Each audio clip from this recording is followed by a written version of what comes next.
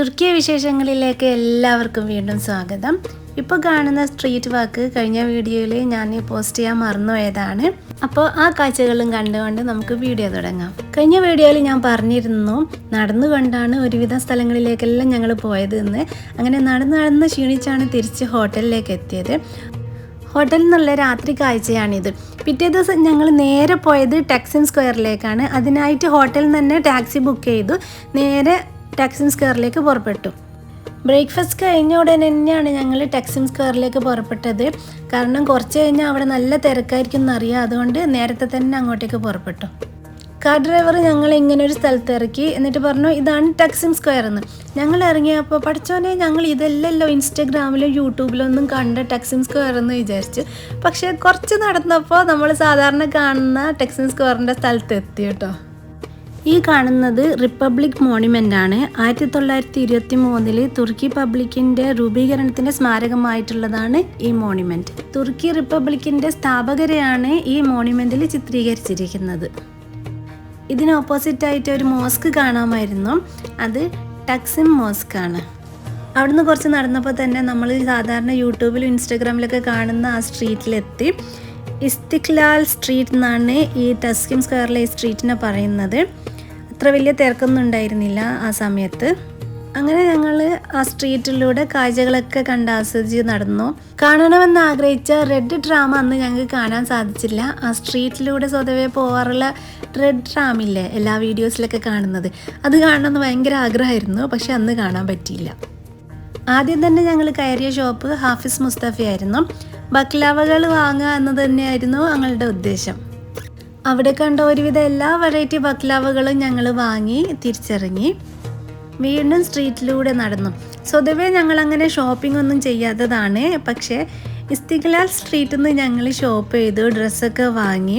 നല്ല ചീപ്പ് ഡ്രസ്സ് ഉണ്ടെന്ന് പറഞ്ഞിട്ട് അങ്ങനെ വാങ്ങിയിട്ടുണ്ടായിരുന്നു. അങ്ങനെ അതും കഴിഞ്ഞ് ഞങ്ങൾ വീണ്ടും നടത്താൻ തുടങ്ങി.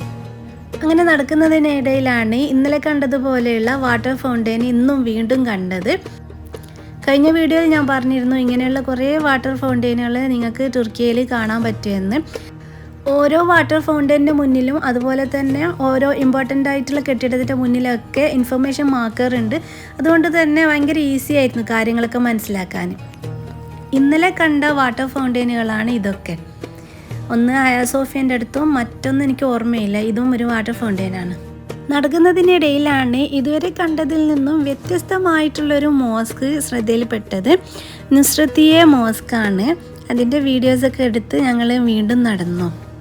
ഇൻസ്റ്റാഗ്രാമിൽ കണ്ട ചില അട്രാക്ഷൻസുകൾ കാണാനായിട്ടായിരുന്നു ഞങ്ങൾ നടക്കുന്നുണ്ടായിരുന്നത്. മെയിനായിട്ട് ഗലാട്ട ടവറും റെയിൻബോ സ്റ്റെപ്പൊക്കെയാണ് കാണുന്നുള്ള ഉദ്ദേശം ഉണ്ടായിരുന്നത്. ഞങ്ങൾ നടന്ന് എത്തിയതോ ഗലാട്ട പോർട്ടിൻ്റെ അടുത്ത്. എന്തായാലും നടന്ന് പോർട്ടിനടുത്ത് എത്തിയതല്ലേ, എന്തായാലും ഉള്ളിലേക്ക് കടക്കാമെന്ന് വിചാരിച്ച് അങ്ങനെ പോർട്ടിനുള്ളിലേക്ക് കടന്നു. പോർട്ടിനുള്ളിലേക്ക് കടക്കാനായിട്ട് സെക്യൂരിറ്റി ചെക്കപ്പ് ഉണ്ടായിരുന്നു. അതൊക്കെ കഴിഞ്ഞാണ് നമ്മൾ ഉള്ളിൽ കടക്കുന്നത്. ഇസ്തംബൂളിൻ്റെ ഒരു മോഡേൺ ഏരിയ ആണ് ഇത്. ഇവിടെ ഇങ്ങനെ നിൽക്കുന്ന സമയത്ത് നല്ല മഴ പെയ്തു. അതുകൊണ്ട് കുറച്ച് നേരം ഞങ്ങൾ അവിടെ തന്നെ കുടുങ്ങിപ്പോയി. പിന്നെയും വീണ്ടും നടന്നു. റെയിൻബോ സ്റ്റെപ്പ് കാണാനായിട്ടാണ് പോയത്.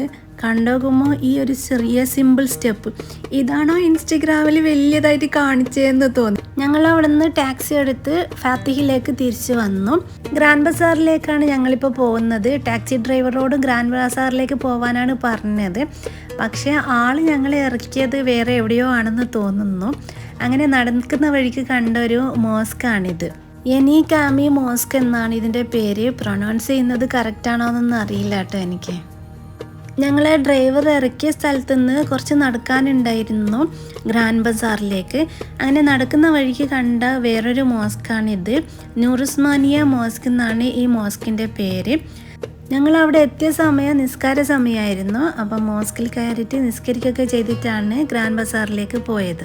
ഞങ്ങൾ കഴിഞ്ഞ ദിവസം കണ്ട ബ്ലൂ മോസ്കിൻ്റെ ഒരു ചെറിയ പതിപ്പായി തോന്നി ഈ മോസ്കിൻ്റെ ഉൾവശം. നല്ല ഭംഗിയുണ്ടായിരുന്നു കാണാൻ. നിസ്കാരം കഴിഞ്ഞ് ഗ്രാൻഡ് ബസാറിൻ്റെ അടുത്തേക്ക് നടന്നു.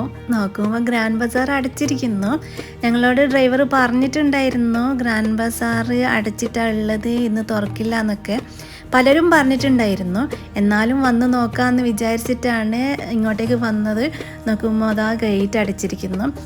ഗ്രാൻഡ് ബസാറിനടുത്തായിട്ട് ചെറിയ ഷോപ്പുകളൊക്കെ തുറന്നിട്ടുണ്ടായിരുന്നു. അവിടുന്ന് ഞങ്ങൾ തേനും ടർക്കിഷ് ഡിലൈറ്റൊക്കെ വാങ്ങി എന്നിട്ട് ഭക്ഷണം കഴിക്കാനായിട്ട് പോയി.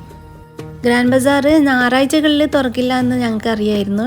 പെരുന്നാളിൻ്റെ പിറ്റേ ദിവസം തുറക്കില്ല എന്നുള്ള കാര്യം ഞങ്ങൾക്ക് അറിയണ്ടായിരുന്നില്ല. അതൊരു വലിയ നഷ്ടമായി പോയി. ഇസ്താംബൂളിൽ വരുമ്പോൾ എന്തായാലും കണ്ടിരിക്കേണ്ട ഒരു സ്ഥലമാണ് ഗ്രാൻഡ് ബസാർ. അത് ഞങ്ങൾക്ക് നഷ്ടമായി. ഭക്ഷണം കഴിച്ചിട്ടുള്ള ഞങ്ങളുടെ പ്ലാന് ബോസ്പറസ് ബോട്ട് ട്രിപ്പാണ്. അതിനായിട്ട് ഞങ്ങൾ നേരത്തെ ടിക്കറ്റ് എടുത്തിട്ടുണ്ടായിരുന്നു. ഞങ്ങളുടെ ബോട്ട് ട്രിപ്പ് കൃത്യം 4 മണിക്ക് ആരംഭിച്ചു.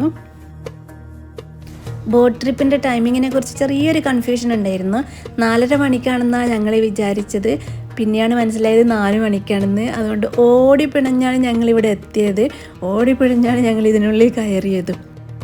ഇങ്ങനെ ഓടിപ്പിഴഞ്ഞ് കഷ്ടപ്പെട്ട് പല സ്ഥലങ്ങളിൽ എത്തുക എന്നുള്ളത് ഞങ്ങളുടെ യാത്രയിൽ പലപ്പോഴും ഉള്ളതാണ്. അപ്പോൾ നമ്മൾ ഇസ്താംബൂളിൻ്റെ ഭംഗിയും ആസ്വദിച്ച് സീ ഓഫ് മർമറയിലൂടെ പോയിക്കൊണ്ടിരിക്കുകയാണ്. ഞങ്ങൾ മുന്നേ പോയിട്ടുള്ള എല്ലാ ബോട്ട് റൈഡും ഒന്നുകിൽ റിവറിലൂടെയോ ലേക്കിലൂടെയോ കനാലിലൂടെയൊക്കെയാണ്.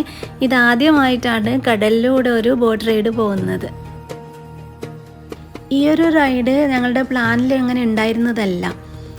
നമ്മളിങ്ങനെ സ്ട്രീറ്റിലൂടെ നടക്കുമ്പോൾ കുറേ ലോക്കൽ ഗൈഡ് വന്നിട്ട് ഇന്ന അട്രാക്ഷൻ ഉണ്ട് എന്നൊക്കെ പറഞ്ഞിട്ട് ഒരു ഫ്ലെയറൊക്കെ തരും.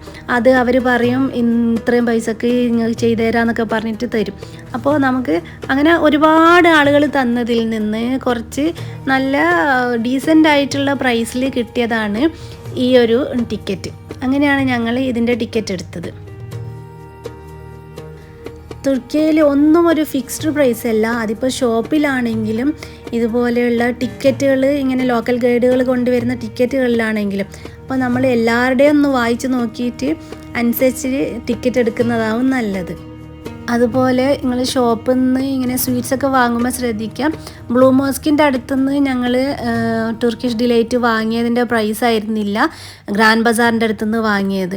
അങ്ങനെ പല സ്ഥലങ്ങളിലും പല പൈസയായിരിക്കും. അപ്പോൾ നിങ്ങൾ ശ്രദ്ധിച്ചിട്ട് വാങ്ങുക. ടൂറിസ്റ്റുകൾ കുറേ ഉള്ള സ്ഥലത്തു നിന്നാണെങ്കിൽ നല്ല പൈസ വാങ്ങും. ഞങ്ങളിങ്ങനെ നടന്നിട്ട് ആരും ഇല്ലാത്ത സ്ഥലങ്ങളിലൊക്കെ എത്തിയിട്ടുണ്ടായിരുന്നു. അവിടെയൊക്കെ ഭയങ്കര ചീപ്പായിട്ട് ഞങ്ങൾക്ക് ജ്യൂസൊക്കെ കിട്ടിയിരുന്നു.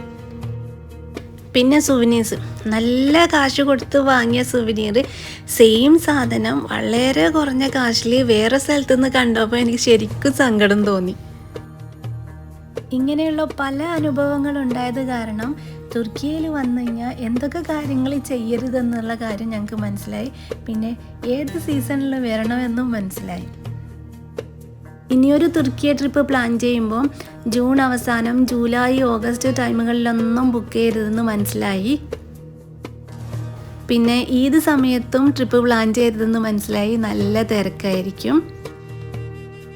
പാലസും മ്യൂസിയം ഒക്കെ കാണണമെങ്കിൽ നേരത്തെ തന്നെ ടിക്കറ്റ് ബുക്ക് ചെയ്യണമെന്നും മനസ്സിലായി. അല്ലെങ്കിൽ വലിയ ക്യൂവിൽ നിൽക്കേണ്ടി വരും.